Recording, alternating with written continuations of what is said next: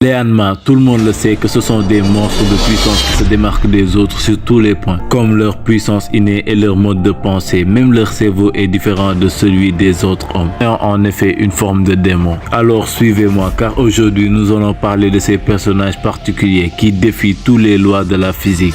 Yuichiro Hanma, le grand-père. Yuichiro Hanma est le père de Yujiro et donc le grand-père de Baki. A été montré pour la première fois sous forme spectrale. En effet, durant le combat père-fils, Yuichiro est apparu soudainement pour encourager son petit-fils Baki. C'est assez bizarre, mais ça ne m'étonne pas de Baki. Il faut savoir que Yuichiro c'est pas n'importe qui. Durant la Seconde Guerre mondiale, il a réussi à terrasser une armée de 2000 soldats américains avec une seule technique, à main nue sans arme. On ne connaît pas trop, mais on imagine qu'il avait une relation assez ambigu avec son fils. Vu la réaction de ce dernier à son apparition, il a plutôt un tempérament calme contrairement à son fils, semble bien plus cruel. C'est le seul à part Yujiro à tenir tête aux États-Unis car le général qui dirigeait ses 2000 hommes à Okinawa a failli larguer la nucléaire sur l'île d'Okinawa où se trouvait Yujiro, ce qui montre sa puissance surhumaine. Il est cependant de nature désinvolte, ce que lui reprocha Roshidopo car ce dernier avait remarqué qu'il faisait semblant de perdre ses matchs pour de l'argent. Et c'est sûrement ce genre de comportement qui fait qu'il ne s'entendait pas bien avec son fils Yujiro.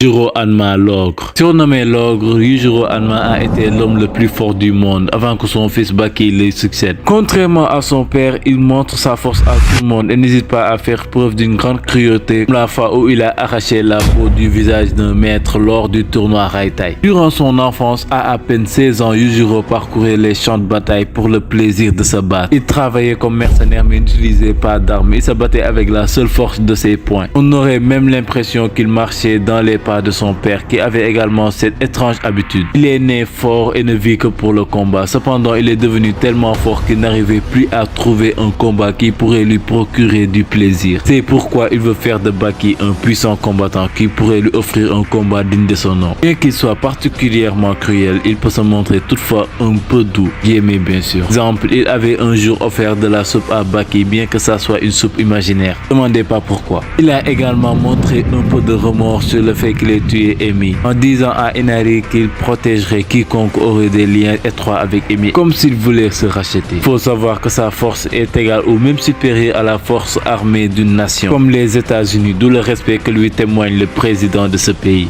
Bush ou Obama. Lui, ils sont dans Baki. Pour vous dire, même Muhammad Ali est dans Baki. Il a réussi à stopper net 100 policiers anti-émeute, à arrêter un tremblement de terre en frappant le sol, à assommer un éléphant géant que même les chars ne pouvaient pas blesser, transformer du charbon en diamant rien qu'avec la pression de ses mains, et un katana, l'une des armes les plus résistantes, avec la seule force de ses doigts, pas de ses mains mais de ses doigts, verser un mur par balle qui était censé contenir Pickle sans difficulté, ou bien faire trembler un bâtiment entier parce qu'il était en colère suite à l'humiliation que lui a infligé Mohamed Arai Jr. Contractant son dos, on peut percevoir ses muscles qui prennent la forme d'un démon. Son corps est suffisamment résistant pour résister aux balles, à la foudre, aux boulets de canon et à un katana. Est capable de maîtriser une technique rien qu'en la voyant une seule fois. Il l'a si bien démontré face à Kakukayo durant le tournoi Raitai. En entendant tout cela, on supposerait que c'est juste un brut, mais pas du tout. Contrairement à ce qu'on peut penser, il est très intelligent et comme il nous l'a montré lors du dîner avec son fils, pas qu'une brute. Il a de bonnes manières, respecte les règles de société en général. Bref, Yujiro est un être à part et mériterait une vidéo à part entière.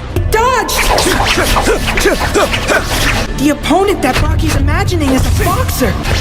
The movement of Baki's feet and of his hands.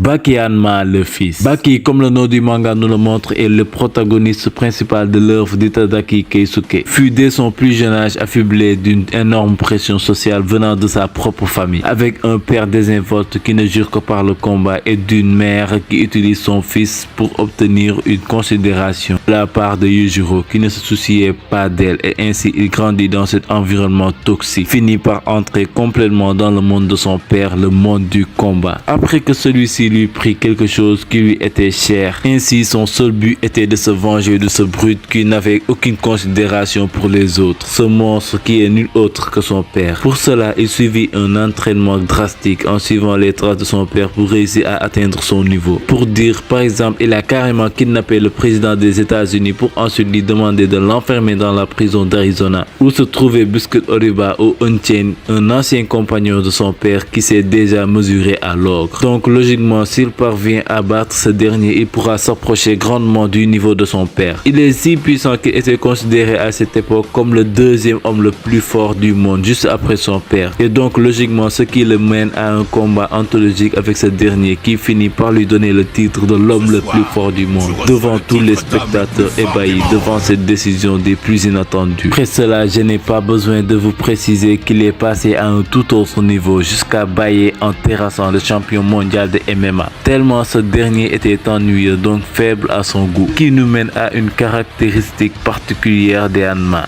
La malédiction des Hanma. En fait, les Hanma sont maudits, car à chaque fois, par leur soif de combat et de puissance, ils finissent par atteindre un niveau inégalable. Ce qui fait qu'à la fin, ils n'ont plus aucun moyen d'assouvir leur besoin de se battre. Je ne sais pas si ça s'applique beaucoup à Yuichiro, mais pour Yujiro, c'est flagrant. Et pour Baki, il suit littéralement le chemin de son père. L'auteur est forcé d'amener des hommes des cavernes ou des guerriers des temps anciens comme Miyamoto Musashi pour pimenter un peu les choses. D'ailleurs, si vous avez des choses à rajouter, dites-le dans les commentaires. Je serai ravi de lire tous vos points de vue concernant cette impressionnante famille. J'ai une question pour la fin. Est-ce que vous pensez réellement que Jack Hanma est vraiment légitime? Car pour moi, bien qu'il est très puissant, il n'est pas vraiment à la hauteur pour devenir un vrai Hanma. Donc, quel est votre avis sur ce sujet? Je vous attends dans les commentaires. Allez, Jana!